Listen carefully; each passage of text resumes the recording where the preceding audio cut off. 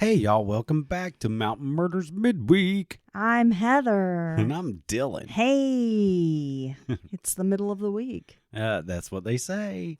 What you got going on middle of the week? My schedule's pretty open right now. It's wide open, huh? Yes, it is. All right. I'm just hanging out, man. Well, that's good, Dylan. Yeah. Nothing new to report? No. Since we last recorded an episode like a few hours ago. No, we were on a bit of a marathon trying to get caught up. So we had a great, this week, regular Mountain Murders episode. I found it a very interesting mystery. The mysterious death of Elva Statler Davidson. Yeah, I really enjoyed that story.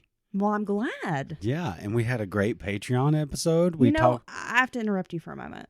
Okay. You've never told me when you didn't enjoy a story. Oh.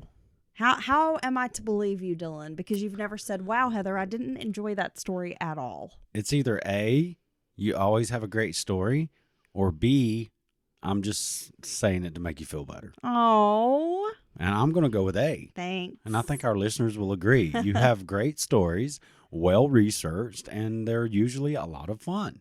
Dylan, there's a lot happening in the true crime world. Okay. I found some topics to discuss today.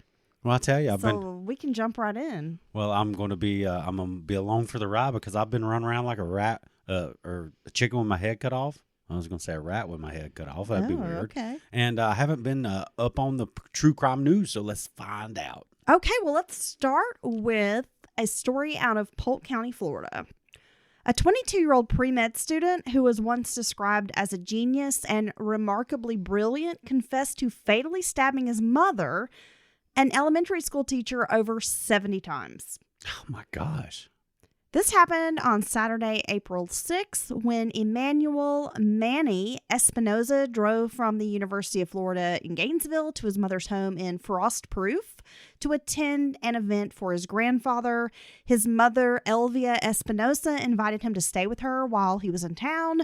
Manny arrived around 2 p.m., knocked to come in, and then immediately began stabbing his mother the minute she opened the door. That's a very weird way to say hello. There is actually Ring doorbell footage showing Espinoza standing in the doorway with a small knife behind his back. God, that's very scary. He was wearing headphones and listening to the Jay-Z and Kanye West song, No Church in the Wild. You think that Jay-Z and Kanye, their lively music made him do this? I don't know. Espinoza was studying to become a doctor and allegedly knew where to stab his mother for maximum effect because of his biology classes. He reportedly saw she was still alive, so he continued to stab her. Look, okay, you're blowing me away here. The fact that someone who has knowledge of anatomy, a doctor, nurse, anybody that's going to school for any of that, the fact that they would... That's a chilling thought. It gets worse. I mean, I'm not going to say it gets worse. It continues to be disturbing, Dylan, because Espinoza cut himself during the stabbing and washed his hands and knife at the sink afterwards. He allegedly wanted to ask his mom for the Neosporin, but then realized she was dead. Oh, my God. This is when he called 911 and confessed to killing his mother. So, according to local law enforcement in Polk County, Manny and Elvia never had any prior issues. Espinoza reportedly described their relationship as an 8 out of 10, but claimed he had wanted to kill her for years. Well, see, there's no history of arguing or, hard feelings between them. Mom's not a hard ass. She's not riding his ass. And I think he is one of those people that have been thinking about killing someone. And I think, unfortunately, his mom was the target just because for whatever reason. But that was certainly rage-filled. I don't think that was just a thrill kill. 70 times to continue stabbing someone well over 50 times. I don't know what to say. Well, another bizarre aspect of this murder, Dylan, is that Espinoza does not have a history of drug or alcohol abuse, mental health problems, or prior arrests. Yeah, so he's just been thinking about killing his mom for years, and he finally did it. He was valedictorian of his high school and graduated with a 4.5 GPA. Elvia was the mother of 3. She was a second-grade teacher at Ben Hill Griffin Elementary School. Several schools and teachers in the area have shared tributes following news of her death. And Espinoza was booked into the Polk County Jail on charges of first-degree murder and tampering with evidence. He is currently being held without bond. This is just one of the most troubling stories I've read in a minute. Yeah, I mean, like, the whole thing is just, it's so scary. Anytime. And sad for this poor woman. And she had no clue it was coming. You know, as far as she knew, her son was very accomplished, successful. They had a good relationship. And then, bam, out of nowhere, she simply answers the door for her son. And he starts stabbing her. I mean, it's just the thought alone. And I did not know your grade point average could go above 4.0. If you take like advanced placement, like college level classes, a lot of times it can boost your GPA up above a 4.0. Wow. Just FYI. So he's smart and kooky at the same time. Yeah, I suppose so. You know, that is almost more, I think it's more chilling when there's absolutely no motive. There's no build-up hate. There's no, you know, she molested me or didn't save me from being, you know, there's nothing there. Just out of nowhere, out of the blue, you attack your parent and kill them. And I think when family kills each other, be it parent on child or child on parent, it's like the ultimate betrayal. Because, you know, you're supposed to be the safest in your home around your family. And instead of some random stranger violence or, you know, some carjacking or something crazy like that, the own person, the very people you think you're safest around attack you from behind. I know. And your child? I mean, this is nightmarish. This is stuff of horror movies. Like, really not is. Feeling safe around your own children. And a lot of times, I've noticed this, a lot of times when you have these children that kill parents, these oftentimes are the majority teenage boys, they're very calm and chill. They're not all to hell about it. You know what I'm saying? Like, I've heard many chilling 911 calls where these people will call the police after they've, you know, killed their parent or parents or siblings or whatever, and just be like, it's like you're ordering a pizza. No emotion. Absolutely no emotion. No remorse. One of the worst was that kid. I can't remember exactly. I can't remember his name, but I think you know the case. I want to say he killed his mom and sister and then tried to go across the street and kill his grandparents and maybe set a house on fire and then took off in the car. I mean, just like, why, dude? Like, what in the world could they have done to deserve that? I'm not familiar with this case. Maybe, who knows? Dylan's probably, you know, mushing up 3 or 4 cases. I was going to say it's probably something, maybe you dreamed it. No, that happened. Okay. He ran in a pickup truck. Someone out there is like, I know that case. I know that case. And I believe you. Just no emotion. Either way, they're not mad. They're not sad. They're not, you know, nervous. Just nothing. Flat.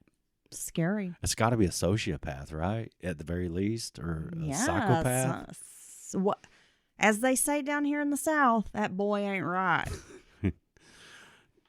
That boy ain't right. In the words of Hank Hill, that boy ain't right. And this poor woman's been killed by her own son. No, it's terrible. It's a terrible story. So I felt like we had to open with that to really set the mood, Dylan. Thanks. Yeah. No, I'm sorry, but I did think it was worth discussing. You have to do your job here at the Mountain Murder Studio. Okay, Dylan. So maybe this is a little lighter for you. Jersey Shore beach season is almost here. And I know you can't wait to get up to Jersey Shore to go to the beach. Well, you're going to get your spray tan? I never knew your Italian horn necklace. New Jersey was known for its beaches, but you know, I hear it's a pretty interesting place. Well, every year volunteers with the Clean Ocean Action Environmental Group conduct a cleanup of this beach. They have nearly 3,700 volunteers that pick up and dispose of items along the state's 127-mile coastline. So like discarded Guidos everywhere, washing up on shore? Well, many of the items are just, mundane, things like bottle caps, cigarettes, plastic pieces. But then there's some very odd items that are found, Dylan. Voodoo dolls. Oh.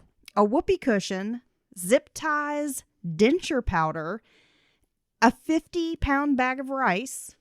That's a lot of rice. A Baby Yoda doll, a severed Barbie head, and then there was a food fryer. Who brings a food fryer to the beach?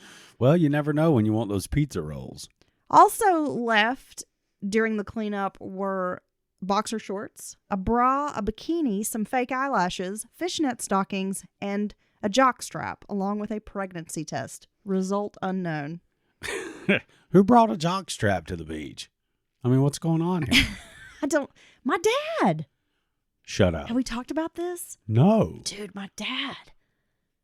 I learned when was it? Maybe, was it last year or the year before? So 2 years ago. You're telling me your dad wears a jockstrap with swimming trunks? I got to tell you, my daughter, my son, my daughter, we all went to the beach with my dad and my stepmom. This was 2 years ago, summer before last. You remember? I remember. My dad wears a jockstrap under his swimsuit, and we made fun of him because we're like, it has built in the little mesh. The little mesh undies are built into your shorts. No, but this man, he cannot take enough precautions to protect his jewels, apparently. So he's going to make sure his boys stay at home. He is making sure that coin purse is zipped and no coins are escaping. I've got to say, this may not be a phenomenon women are familiar with. Because my daughter laughed her ass off at him for admitting that he wore a jockstrap at the beach. Or should I say, this may be a phenomenon people who don't wear swim trunks with the built-in net have ever experienced. But don't they all have the built-in? It's most of them. Net? Yes. Like even the board shorts and such? They do, indeed.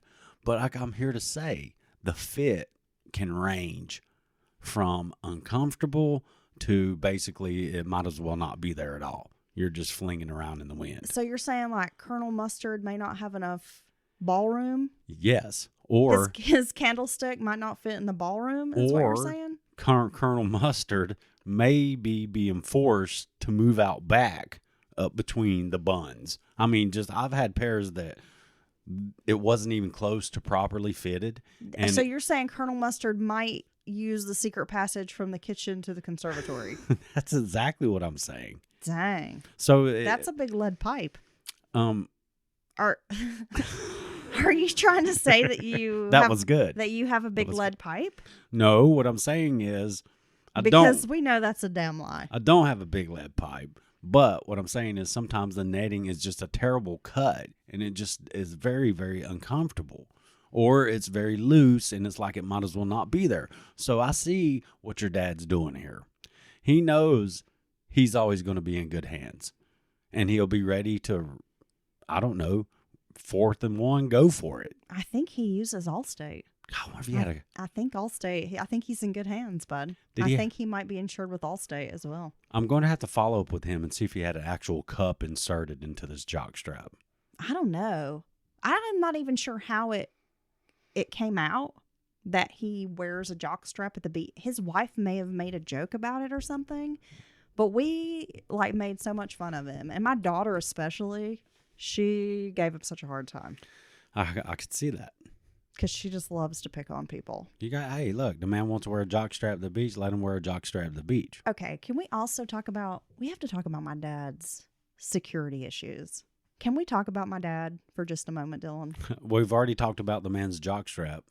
Okay. So let's keep it going. We've recently, on our mini travels, visited my dad. Our multi-state tour of other people's houses. Yes. So we've visited my dad. Yeah.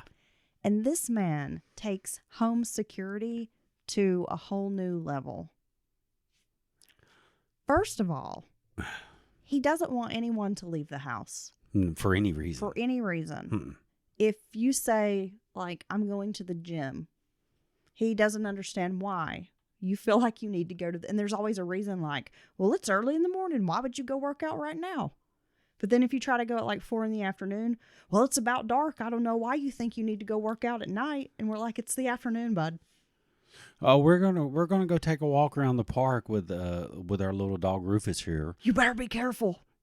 They close that gate at sundown. They'll lock you in. That's what he and said. It's 3:00. And there's not a gate. It's a public No, park. it's not. There's not a gate. And we're well aware that most public green spaces close at sundown and you're expected to clear out. But it's only 5. But there's never been a single time I've been locked inside of a park. No, the park doesn't even have a gate. And it's like 6 hours before dark. It doesn't have a door. I don't want to walk for 6 hours. This man locks every door in the house and all of the windows are secure. And if you open a window to let some fresh air in, he like freaks out. And the alarm will say, warning, unexpected activity, because he never opens his windows. No.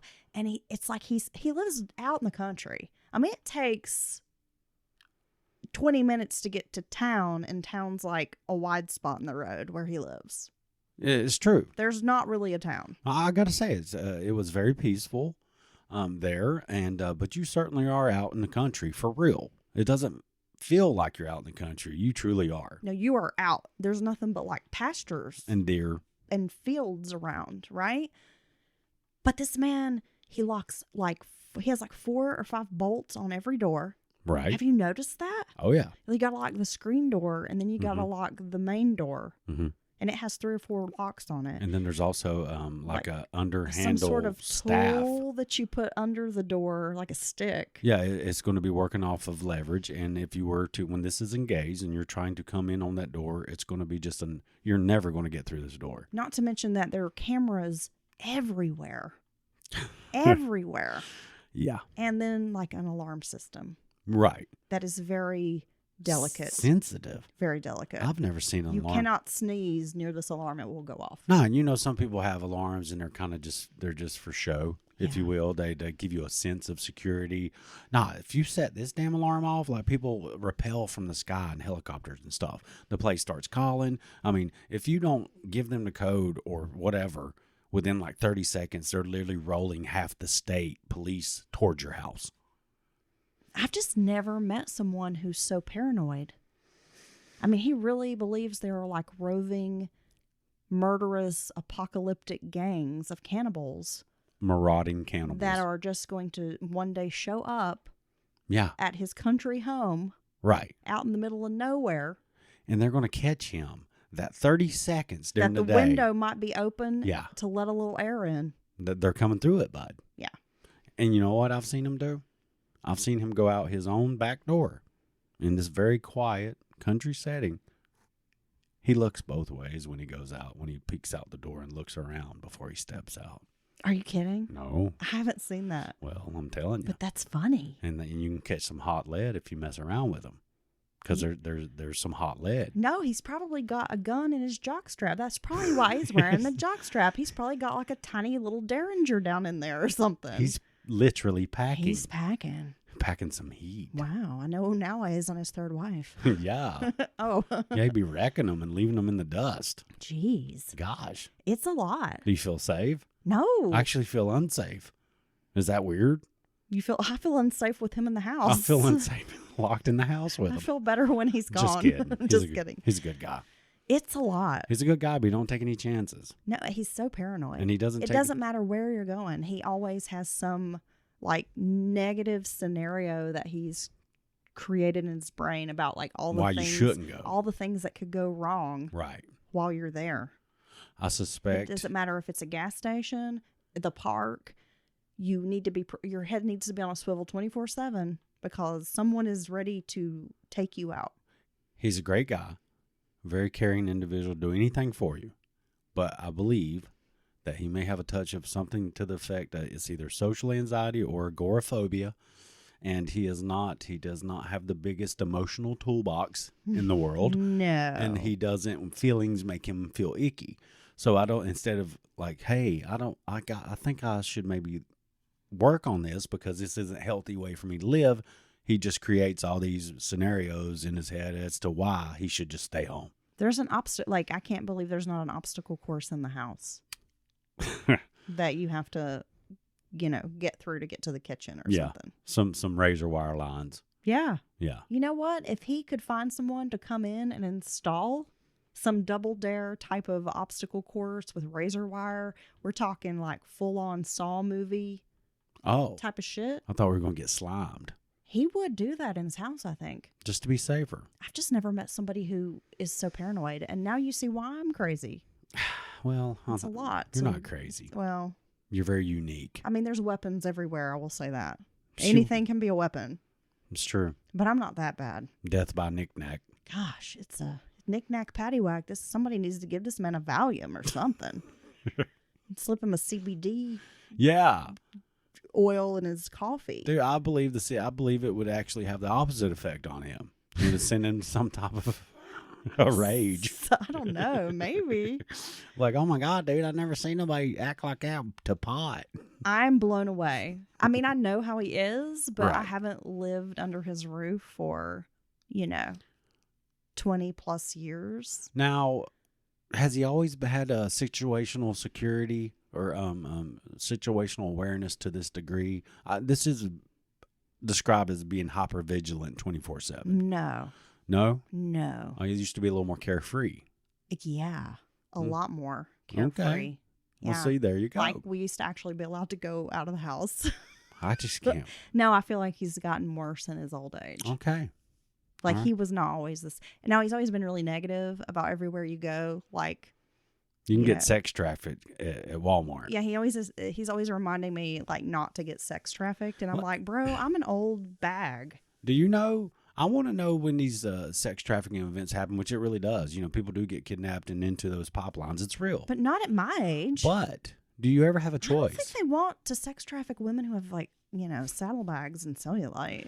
Do you ever have a choice as to whether or not you get sex trafficked? It's like my input's not going to affect the sex traffickers because nobody wants to be sex trafficked. Well, yeah, and I'm also like, what do you think? I'm just shopping in Target and somebody, like, lures me out with, like, a pork chop, like I'm a lion out of the cage or something? You don't like pork chops. No, I know, but No. I'm just saying, like, I'm going to get in that van that says, like, free candy. Now, if they had a pair of pink, glittery, limited edition Doc Martens, girl, you're gone. Okay, I'm not getting in the van. You're going to try to get those boots. They gotta like at least put them outside they have to place them outside of the van. Okay. Or crumble cookies. You're gone. Like, don't tell them about my addiction. No, they know. Like, I love those cookies. All right. It's so counterproductive too because I've really been working my ass off at the gym, but then I'll fucking eat a whole cookie. Look, the crumble cookies near the gym, which It's I like don't a understand. 800-calorie cookie. I don't understand why it's so close to the gym. And it's just better to buy 4 at a time, so I have to eat them. It's more economical that way. You save gas driving back and forth, and you have less packaging, smaller carbon footprint. So you have to get 4 of them. Okay, enough. Now let's move along here. Now I want a cookie. Dylan, I don't watch a lot of reality TV, but I know a little bit about this fella. Todd Chrisley? Okay. Wasn't it like Chrisley Knows Best or something? All I know is like that blonde guy, and he's got a blonde wife, and then they have all the blonde kids. Oh, and he's didn't they like, go to and jail? he's like real Southern. Didn't they and- go to jail for fraud or something? Yeah. I never watched this show. I didn't even know it existed until they got arrested. Well, I never watched the show either, but Aren't they it like is- redneck rich? There's like Southern. They're like, I don't know. What do you call it? It's the people that will have like a 4,000 square foot, but then all the driveways are still gravel. And they got like brand new side by sides. You know what I'm talking about, right? Or they got the barn dominiums, the big thing now, the 25,000 square foot barn dominium, the 50-foot long RV and all that mess backed in there. If you don't mind living in the top of this barn, which actually a lot of those are really nice. I mean, I guess that's redneck rich. Yeah. I don't know. When I think of redneck rich, I think they got like matching jet skis Oh, wow. That are only 10 years old. and maybe like a Budweiser bikini with matching Budweiser swim trunks. You know what used to tickle me back in the day? You can or cannot wear the jockstrap with it. It's your choice. Are you sure? What tickled me back in the day is the determination of people that would actually like send in Marlboro points for like the leather jacket or something like Dude. big ticket item like Don't that. make fun. Okay, my Nana, okay, she had stage 4 COPD. She earned them. She earned it because she loved them damn camel points. Dude, people go. Or what was it? Camel point? Camel bucks? It was camel bucks. Camel cash. Camel was cash. That what it was? Whatever. It's people love that. That woman had beach towels. She had like a picture. I want to say like a mirror with like Joe Camel on it. Joe Camel was so cool. That would be like a barroom type of mirror or something. Oh, I know the exact style you're talking about. She had T-shirts. That woman, she smoked so many of them cigarettes. And she cashed them all in. So yeah. I'm surprised she didn't have like an El Camino with like Joe Camel on the hood because she smoked so many of them damn things. Dude, that they had so much cool stuff, but it just unfortunately had like Joe Camel all over it. They have like dartboard sets. Yeah, I think she had one actually. Exactly. I'm pretty sure she had that dartboard set. Okay, that's. I'm telling you, this woman had 24/7 on the oxygen, but it was worth it when she got them Joe Cool merchandises. Oh my God. So excited when they showed up. I also remember someone in my family, because I have a picture. I'm like maybe 13 or 14, and I'm in this little bikini. Oh. Thinking I'm looking cute, but I'm not. And I got like a mouthful of metal, you know? Braces. Yeah, and I'm all grinning like, hey. Like big cheesing with my metal mouth. Can I see? I want to see this picture of how dumb you look. At the lake, and you can see like my papa's boat in the background. Yeah. And I'm like laying on a Winston Racing beach towel. Oh my gosh. It's real classy. That's awesome. Yeah. It's a very southern I'm thing. from North Carolina. Okay. That's my excuse. Okay, back to Todd Chrisley. No, I don't really know who he is. I just I know peripherally around the way, Dylan. All I can remember from the news stories are two very blonde people who had like cat teeth. I mean, yeah, very big white teeth. Well, he's been in prison, so he doesn't have an income right now. While he's doing the prison time, And he's not making that much money. So it's been reported that Mr. Chrisley is facing an uphill battle trying to figure out a way to pay off a $755,000 judgment that he has been hit with, according to his attorney. Okay. Well, maybe you should use that stolen money to pay that. So he's been deprived of his ability to work while in lockup because that's what happens when you break the law and go to prison. Yeah, people are so surprised when they go to prison they don't allow them to leave and go do things like jobs, But that's nothing. That is just a drop in the bucket compared to the bigger tab he owes, which, of course, refers to a $17 million that the U.S. government is trying to collect in his bank fraud case. Wow. And, of course, that takes priority over that $755,000. So this is the type of tab where they're going to basically liquidate everything your name's even thought about being on. Him and his wife included, I'm going to assume. I forget where they were stealing the money. They were defrauding someone. I don't know the whole story. But I do know the little bit I saw them when they started crying about going to prison. That's how it works when people get caught, usually. If they did it. I don't know the details. But they were just... they're going to Jim Baker it? They reminded... They're going to Jim and Tammy Faye it? They had Jim and Tammy energy. We're so sorry. They're like, I can't believe this is happening. And there's like landing a Learjet on top of their mansion and shit. I can't believe that we got caught doing whatever we did. Well, the $755,000 is part of a ruling in a defamation case. Although Chrisley feels like he didn't slander anyone, he thinks he shouldn't bear the responsibility of paying the damages over this and is going to probably appeal the ruling. So, Georgia Department of Revenue investigator, her name is Amy Doherty Hines, took Todd to court a couple years back claiming that he defamed her when he launched a scathing social media campaign against her that accused her of illegally accessing a government program to gather information on his family. He also made some inflammatory remarks about her on a podcast back in 2022. So he didn't defame her, but he said a bunch of stuff about her to the public, which could be considered the third party. Doherty Hines ended up winning the case. A judge found Todd had defamed her. So here we go. He's in the midst of serving a 12-year sentence at the federal, it's at the FPC, Pensacola so I'm assuming that's a federal institution, over fraud charges, while his wife is serving 7 years over the same charges in Kentucky. She wasn't even famous. How could I defame her? They seem pretty goofy to me. Maybe one of our listeners who's familiar with their show or them could give us a little more insight. I mean, I guess if I gave a shit, I could look it up, but I don't. I'm going to watch it now. It sounds about like something you would watch. I'm going to watch it. The trashiest shit. What was that my stepmom suggested you watch? Myrtle Manor? Oh, it was, what was it? Love Island. No, Myrtle Manor. Oh, yeah. It was a reality show based in Myrtle Beach about a family that has a trailer park, and they were trying to make it like an upscale vacation destination. Is that real? And she said it has like 3 seasons. I'm going to start watching that tonight because that has every trashy element I've ever imagined. I can't believe you don't remember this. I text you. No, I do remember. And I said I found your new trash TV show. Yeah, and when you just made that very description you just said, I texted back in all caps, wow.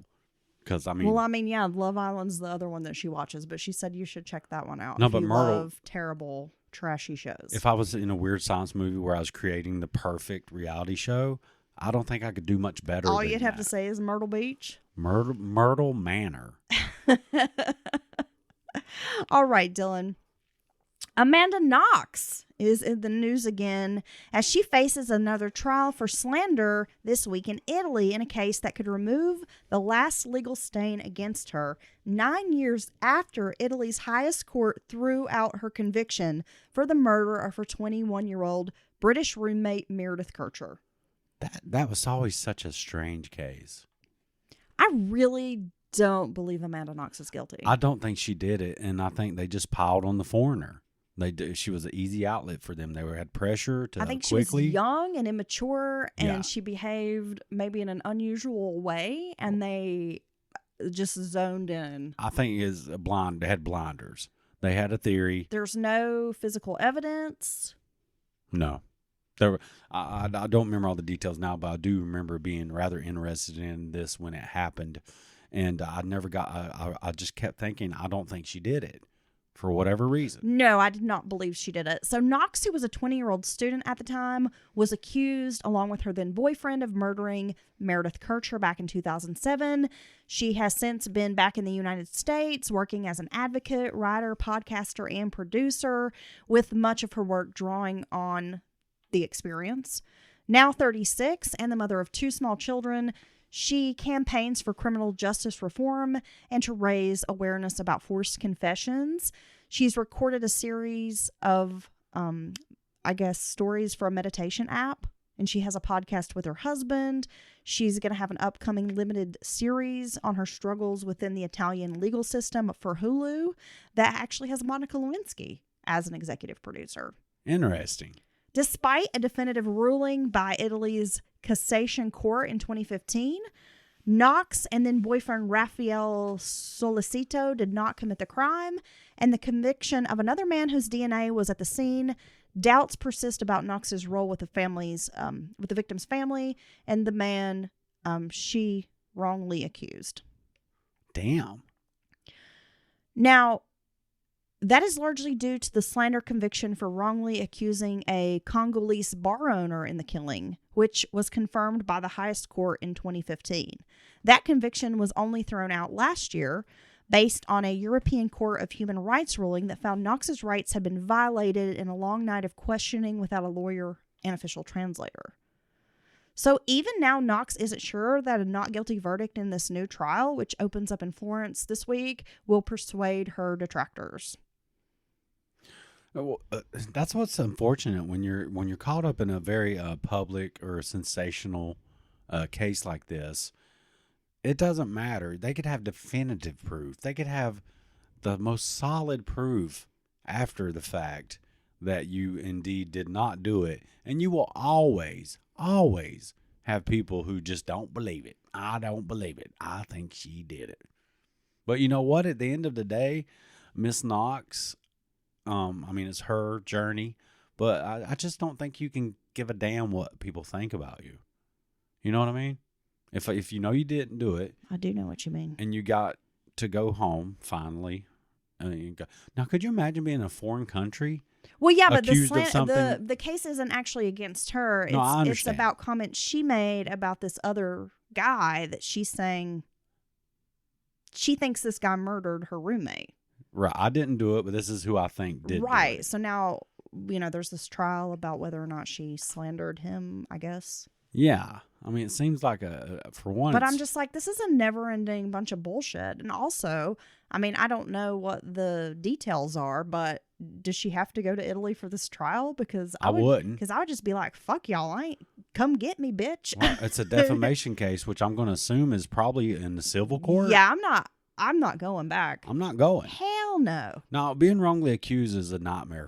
Is something that would scare me. Especially to in a foreign country. A foreign country where you don't understand really the speak culture. The language. You maybe, if you're lucky, barely speak the language. Yeah. You may be fluent. As you mentioned, cultural differences. Cultural differences. I mean, the phrase "lost in translation" is real, because I've seen this phenomenon. Me just trying to kid with someone who's maybe doesn't speak English or something with my goofy sense of humor, and they don't get it. Well, yeah, you were telling me a story about how you were joking around with a young fella who was it Guatemala? Yeah. And he doesn't really speak English that well. No. And you made a comment about your wife being the boss. And you had to go home to your wife or she would get you or something like that, right? Yeah. Right. Like your wife was the boss. And he was like, oh, like. He's like, oh, no. He's like, are you okay? Yeah. He's like, she mad at you? I was like, no, man, no, everything's fine. But yeah. It's, I'm just being goofy. Or I said something to the effect of, oh, let me check with the boss. And he's like, oh, he's looking at me like. He thought you were in trouble. Yeah, like you really were my boss. But you are. I mean, let's be honest. Well, yeah, of course. I need a boss. Somebody has to keep you in line. You are ridiculous. We were standing earlier. I was just standing in a room talking to someone. I kept bumping into stuff, and I'm trying to stand still. And I was like, what is wrong with me? Like, why am I like a big dumb bull in a china shop? I don't know. But I can't. Or what about just trying to get you to like read directions? I can't even remember what we were doing the other day, but you had something and just like couldn't figure it out. And I was like, it literally tells you right here what to do. Like, just read it. And you were like, oh. Yeah. The big bright yellow sticker. I'm like, it doesn't occur to you at all to just look at it. I like to figure things out. But you don't.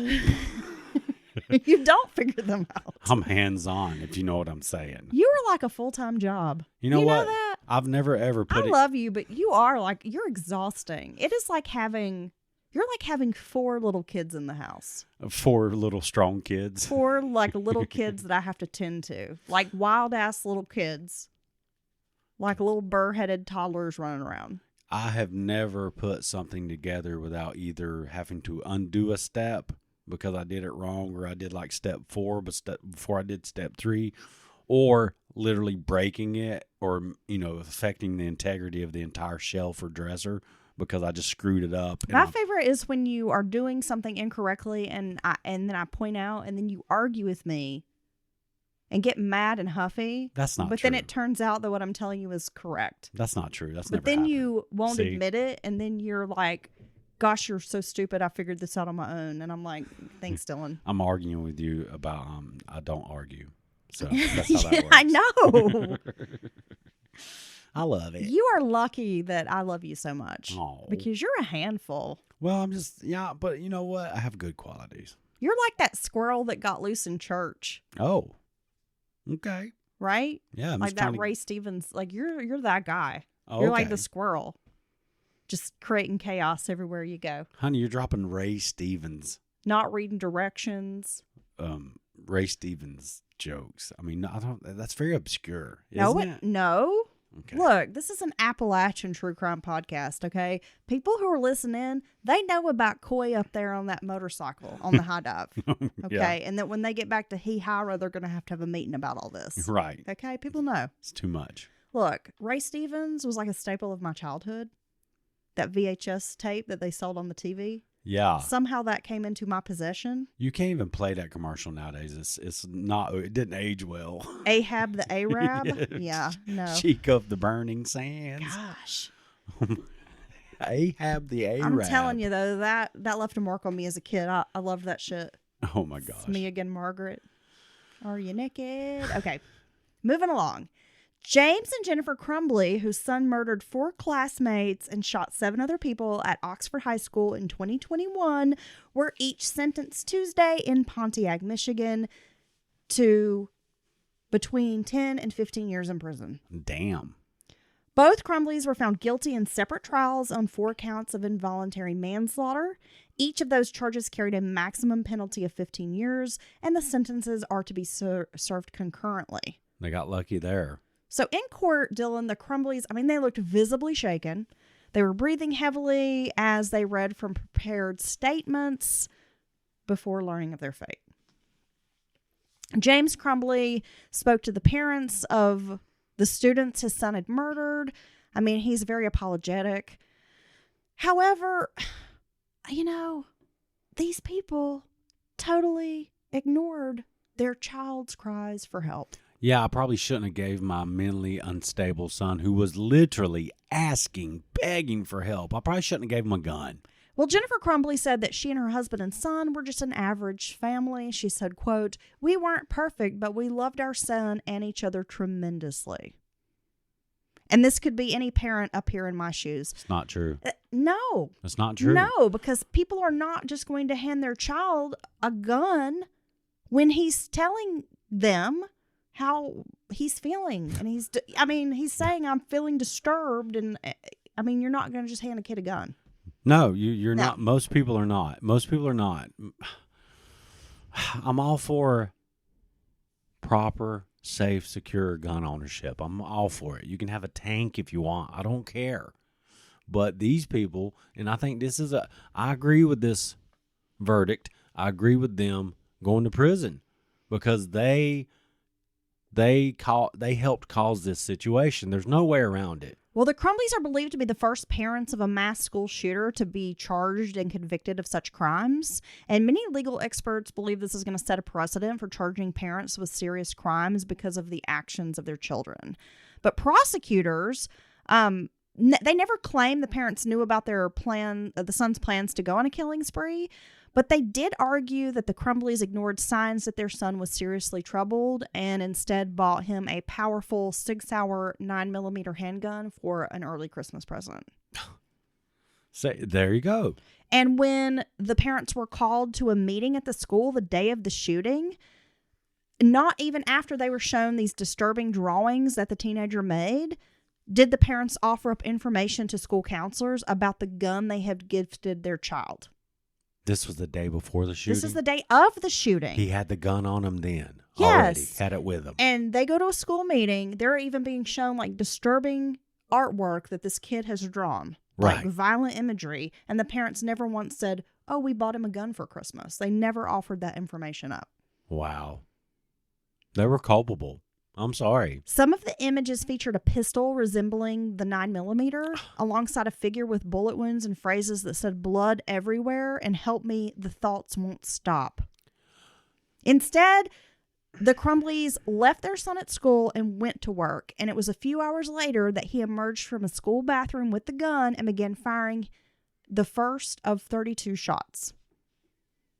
So I wonder if there's anyone out there that disagrees with this verdict that's listening to this little podcast, and I would be interested to hear the other side. So if you truly disagree with this, I would like to know your reasoning. And I'm not going to say I'm right and you're wrong. I like to have discourse about things like this. So just hit us up at mountainmurderspodcast@gmail.com. I'd love to hear your thoughts. But in my mind, I think that, my gosh, what else do you need? And this is so tragic. This is one time I feel bad for the shooter in a way, because I think this was a troubled youth who was trying to get help. And his parents completely dismissed by his parents. His parents, the day of the shooting, this is too much. I did not know this detail. Yeah. Day of the shooting, they're shown disturbing artwork that's very dark and scary. And, they know damn well that they'd given their son a very strong, accurate, high quality weapon. Prosecutors told the jury that if the Crumbleys had taken just a few steps, 4 students would probably still be alive. They showed some evidence that the murder weapon was never properly secured away from this troubled boy. And in court, Oakland County prosecutor Karen McDonald used the murder weapon to demonstrate how the use of a cable lock to keep the gun from being fired, like the steps to that, and it took about 10 seconds, the process. So had they just taken the step of putting a cable lock on the gun, he wouldn't have been able to take it to school and shoot. So if they're like, hey, people. this is your present, but we're still going to keep it secure. We're going to use it, under a controlled environment, controlled circumstances. You don't get to do what you want when you want with this gun. Now, the Crumbleys said they too were victims of their son, who they claimed manipulated them into buying this handgun, and they had no idea he would use it to kill.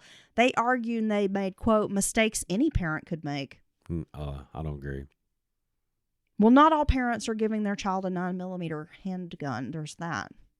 Their minor child whose brain isn't fully developed. Some people do start, kids off young with the little cricket rifles and things like that.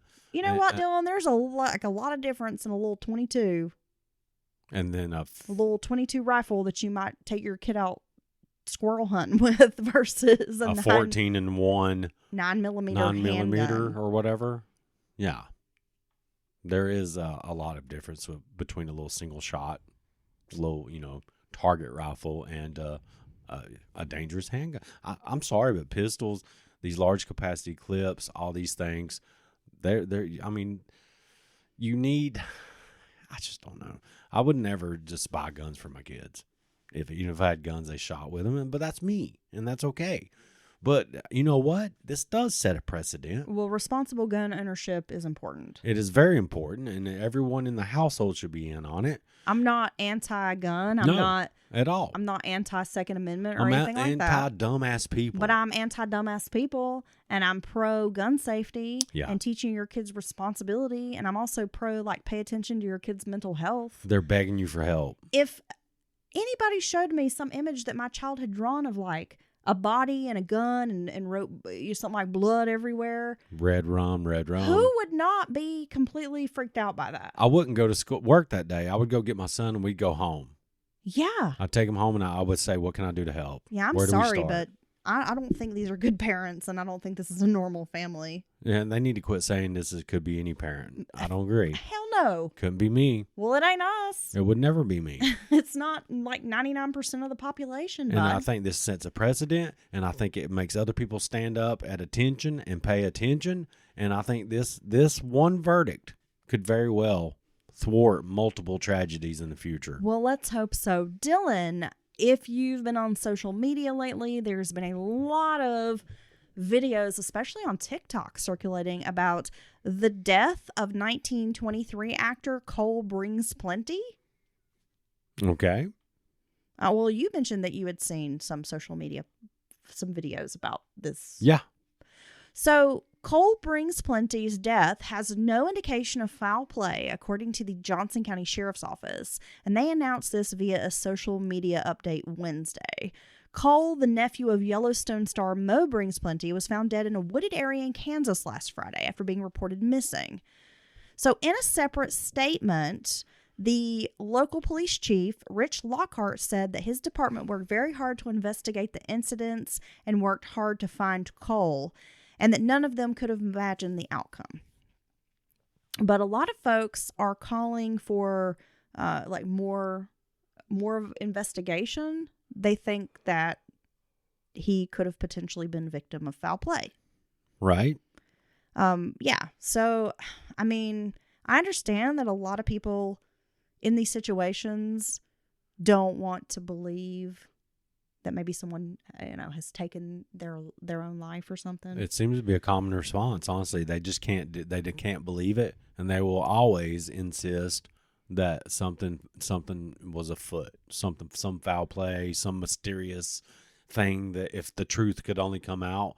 And oftentimes, sadly, it is the fact that the people did self-harm, and I feel for them when they wrestle with that, and I kind of understand. It's almost easier to admit, I would think, especially if you're caught off guard, by their depression. You didn't realize they were this far down that road, or it's having easy. a moment of panic or something. Yeah, it's easier to think that someone had to have killed them or something than it is to think that they that the other thing is the cause. Story is that Cole was last seen on Easter Sunday, which was March 31st, and he was named a missing person on April 2nd. Some hours later, he was named a person of interest in a domestic violence incident. He was cited as a suspect after officers responded to reports of a female screaming for help, although he was not at the scene, I guess, when officers arrived. So after he's reported missing, this incident happens and officers respond, and the woman, victim of this assault, said it was him that did it. Is that right? That seems to be the case. So the Lawrence, Kansas police confirmed that they had probable cause for his arrest, and they issued an alert to area agencies. So after his body was located in the vicinity of an unoccupied vehicle, his father, Joe Brings-Plenty, confirmed the tragic news via a statement shared on Instagram that, he'd been discovered. So far, the 27-year-old's cause of death has not been released. So we still don't have a lot of details. Hey, no matter how you slice it, it's tragic. A family has been affected. This young man is no longer with us. So, I mean, no matter what happened, I guess it certainly makes a difference if they're murdered, honestly. But, yeah, it's just terrible. And my heart goes out to the family and everyone involved. Now, some of the relatives are saying that this young man was not on the run prior to his death. Okay. So I'm not sure. I mean, it seems there are a bit of like conflicting statements from the family versus what law enforcement is determining. Yeah, so because law enforcement seems to be painting a rather different picture that something was going on with him. After he was reported missing, he had some kind of a altercation with this female subject, and then they're making it kind of seem like after that he went and self-harmed. Well, they're saying, he wasn't missing, that he wasn't on the run, but police are saying that they have traffic cameras that show him leaving the city like immediately after this domestic violence incident. Oh. Well, also, I mean, I really don't believe the cops are going to make up that the young man's been reported missing. I mean, there's no reason for that, and obviously they're going to have some proof of who reported him missing. He's been reported missing, but they're just saying he wasn't on the run. So I don't know. I mean, again, I just think in these situations, a lot of times families don't want to come to terms with. Right. They're maybe in denial, or they just don't want to believe certain things about their loved one, and I get that. I get it too. But if he's missing, how in the hell do you know what he's doing? You know what I mean? I don't know. If he's not on the run, that's why. I mean, there's like these that conflicting statements. Then he's not missing. And then in these situations, you get all these content creators who are responding and making videos and suggesting it's like some elaborate conspiracy to cover up a murder. Yeah, and it's an attack on indigenous people. I don't know. I mean, it's like people get a little inkling and then they kind of run with it. And then that actually turns out not to be the case. It's true. So a lot of times it just seems like people would be best served if they would wait maybe for more information to come out before jumping to conclusions and creating a lot of false narratives and pushing false narratives. I agree, but I fell victim to this before. Yeah, you know what I'm saying? Well, no, I'm saying, wow, thanks. Yeah. No, but I'm saying you'll be like, well, hold on, because you're a cross-checker. You instantly go to multiple sources. You want to know if especially if it's something tantalizing or sensational. Well, yeah, there have been a few times you've come to me and been like, oh my gosh, I saw this video, and you'll tell me something that just sounds really outrageous. You'll be like, yeah. I'm like, I don't know about that. And then I go look it up, and I'm like, no, you're wrong. Recently, this happened just recently with the Diddler. His story was breaking. Diddler. P. Diddler. And, there's stuff everywhere, and I'm seeing stuff on news. This is real. They're really raiding his house, and I'm just reading stuff on social media. I'm like, wow, how big could this firestorm actually get? And then the Diddy list, I saw it on TikTok, and he's reading off the names of like every star, everybody who's who. Talking about, you better answer your phone. And I'm like, oh my God, Heather, he's going to call people out, people he has dirt on. In about 35 seconds, Heather had sussed that out and said, no, this is an old video from where he was literally reading like the people that are going to come to his birthday party. Yeah, so this video that's been making the all. rounds on TikTok, people are saying, oh, it's exposing Diddy. He's like dropping names. This is like the Epstein flight list Diddy version 2.0, whatever. Right. But it actually turns out that it was a clip that was shot in the backyard of his LA estate where he hosted his birthday party back in 2022. Right. And that some of these people that are listed are actually like people who were invited to his birthday party. Right. Basically, it was just it's a collective celebrity invite list for his birthday bash. Yeah. Which there's no telling what they did when they did go there to that birthday party, because Diddy was a freak. Yeah. Apparently. So, anywho. Man,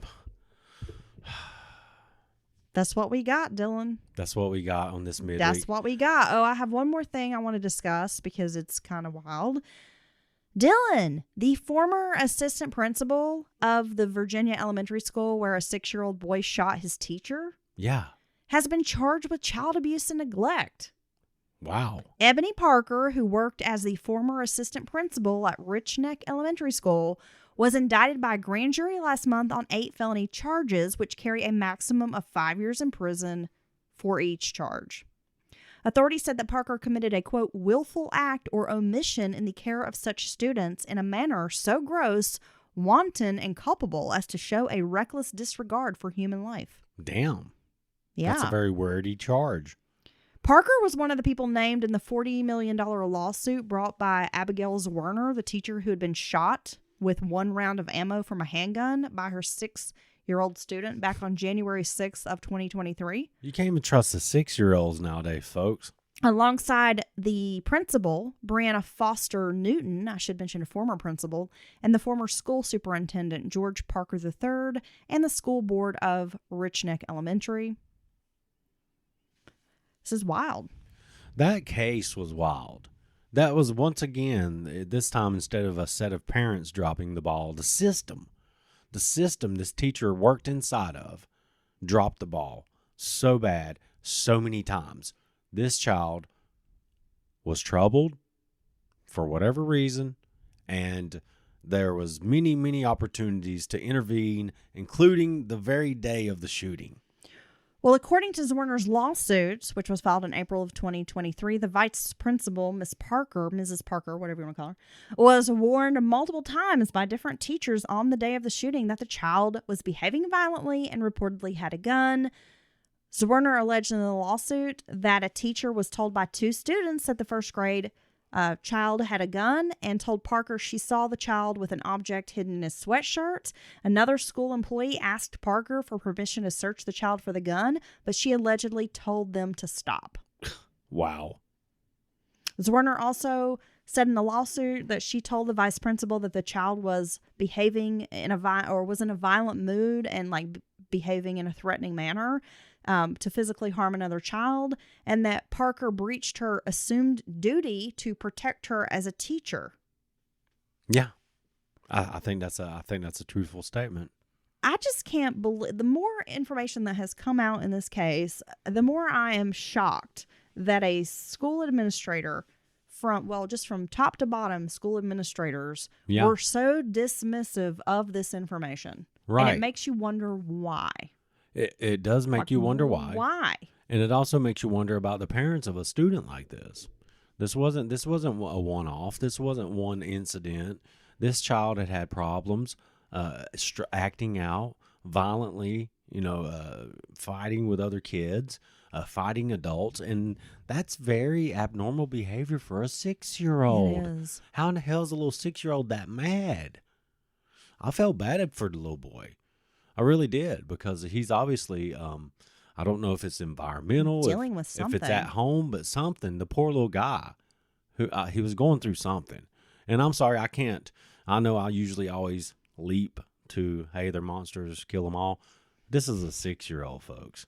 I mean, I just can't imagine that he's a lost cause or anything like that. He's a little 6-year-old boy for whatever reason. I don't know if he's acting, just like not getting the support or the No. help that he needed or No. attention. I'm not sure what I'm the not- issue is, Ah. but it's really sad. But the administrators failed this kid. Failed the kid. They failed this kid. They And the failed teachers. their staff. Mm-hmm. They failed all the other students in this school. It's a good point. So I'm absolutely on board with, yes, they should face some charges, because what they did was wholly unprofessional and not okay. No, and it had very, very bad It was ramifications. reckless. Yes, agreed. And irresponsible. Unlike me, who's very responsible. Oh my goodness. I'm going to Yeah, you are responsible for giving me about 5 headaches a day. but then I rub them away because I got strong little hands. You do give a good foot rub, Dylan. I'm telling you, a foot rub can change everything. You're like John Travolta in Pulp Fiction. You're the foot fucking master. Yeah. You don't be tickling in nothing. No, well, it wasn't John Travolta. Oh, is that Samuel L. Jackson? Samuel had his, Whenever they talk about, I don't know. I'm tired, bud. he had It's his late. foot rub game down. We don't be tickling or nothing. Either way. All right, so this has been, we're sorry again for being late on everything. I don't apologize. Just go with it. No, but I'm saying this has been a marathon day. We have been recording all day, multiple episodes.